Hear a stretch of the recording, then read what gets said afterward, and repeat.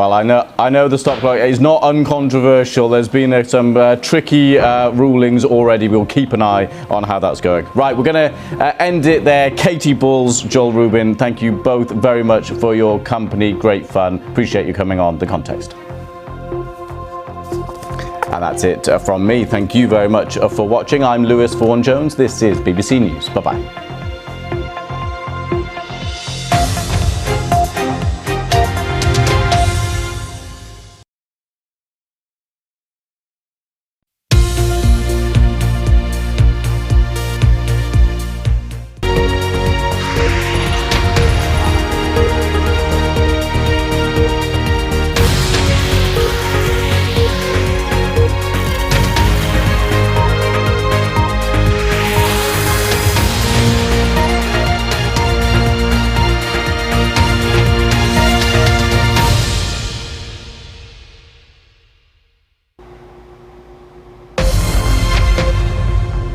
I'm James Reynolds in Washington, and this is BBC World News America. Britain and the European Union agree a new post-Brexit trade deal for Northern Ireland. The new deal would scrap customs checks between the British mainland and Northern Ireland. This means we have removed any sense of a border in the Irish Sea.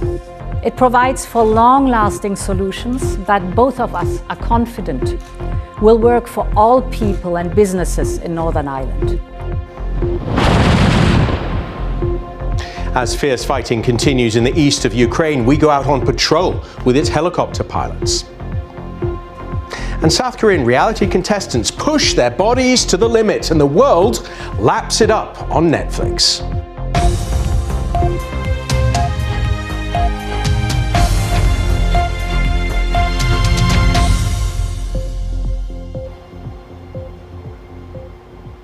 Welcome to World News America on PBS and around the globe. We begin tonight back in the UK, where the Prime Minister Rishi Sunak has announced a new trade deal that's aimed at fixing problems with the controversial Northern Ireland Protocol.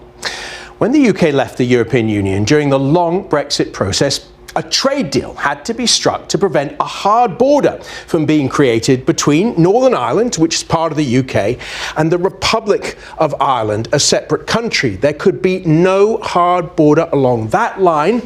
An open border was a key part of the deal to keep the peace between the two areas.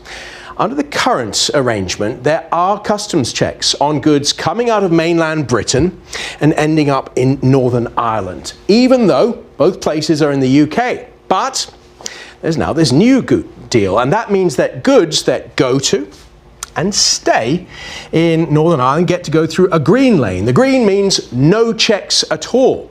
But items bound from Britain to the Republic of Ireland, follow the red arrow there, will pass through the red lane. That is the structure of the deal. Green lane, red lane. The details, though, still need to be worked out. Our political editor, Chris Mason, begins our coverage.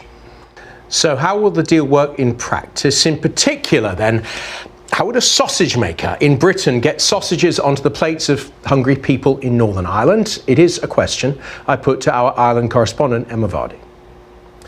Emma, I saw earlier in the day the Prime Minister, Rishi Sunak, was tweeting accompanied by a picture of sausages. So let's say there's a sausage manufacturer in Britain, and that sausage manufacturer wants to send its products over to hungry people in Northern Ireland. How does this change things for them?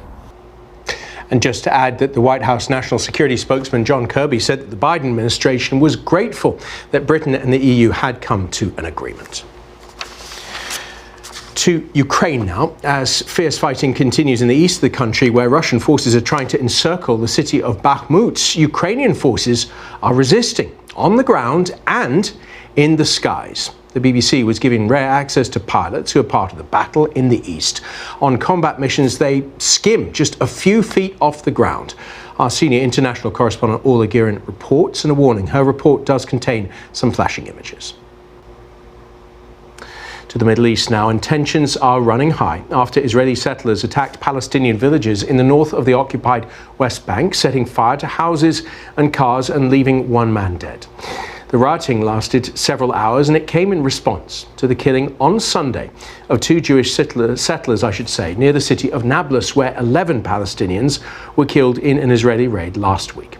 Our Middle East correspondent Tom Bateman has travelled to Hawara and sent this report.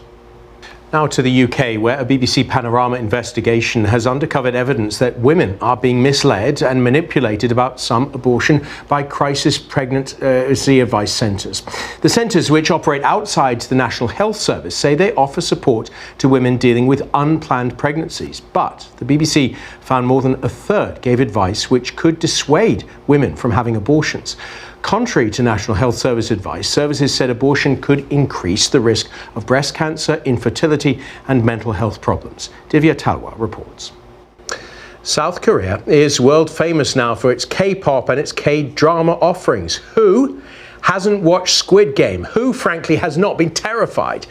Now, though, there is another cultural trend climbing the Netflix charts: K-reality. A show titled Physical 100 is a survival show that brings together 100 of South Korea's best male and female athletes to compete for the title of Ultimate Human Physique. I did not enter. Our correspondent in Seoul, Jean McKenzie, has met contestants and fans of the show to see what the hype's about. A warning: Jean's report does contain some flash photography. K-pop, K-reality, K-drama, and as for Physical 100, far, far too exhausting. Something more relaxing now. Before we go tonight, some celestial images that are easy on the eye and good for the soul. This footage of the Northern Lights was captured in the Scottish Highlands. Usually the phenomenon, also known as the Aurora Borealis, only occurs in places like Norway, Sweden and Finland. Experts say the green lights there were visible further south because, in purely technical terms, a coronal hole high-speed stream arrived combined with a rather fast coronal mass ejection. The light effect is caused by atoms and molecules colliding with particles from the sun. Do stay with us here. I'm James Reynolds. Thank you so much for watching BBC World News America.